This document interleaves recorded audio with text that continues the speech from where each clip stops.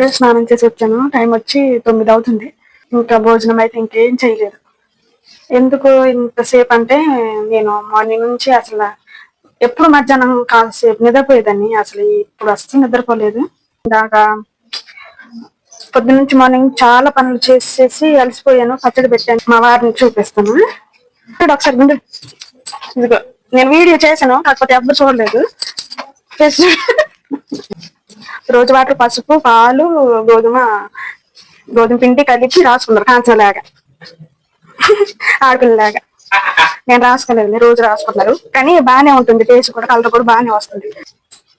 ఎప్పుడు స్నానం చేసి వచ్చినప్పుడల్లా ఈ పూలు తీసి కింద పడేస్తాను. పూలని మనం కొద్దిగా ఫ్రెష్గా వేసుకుంటాను అనమాట.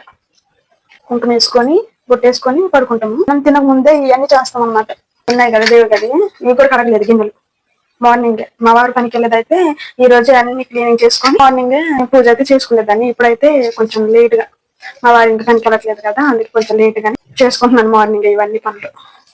ఇవైతే చెట్లకి వేసేస్తాను. ఈ చీకట్లో ఏం కనిపించకపోవచ్చు, అందుకని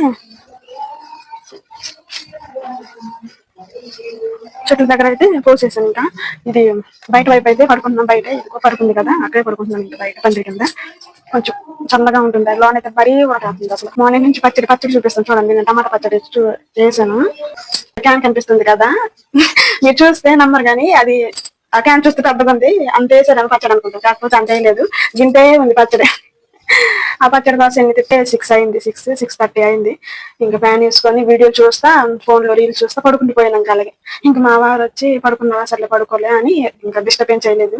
వంటలు కూడా మార్నింగ్ అనమాట. మా వారు ఇంకా బయటకు వెళ్ళారు పని మీద. ఇంకా అవే వంటలు ఉన్నాయి. బిర్యానీ తీసుకొచ్చారు మధ్యాహ్నం అంటే 3:30 అలాగ అవుతుంది. ఇంకా బిర్యానీ అది తిన్నాము.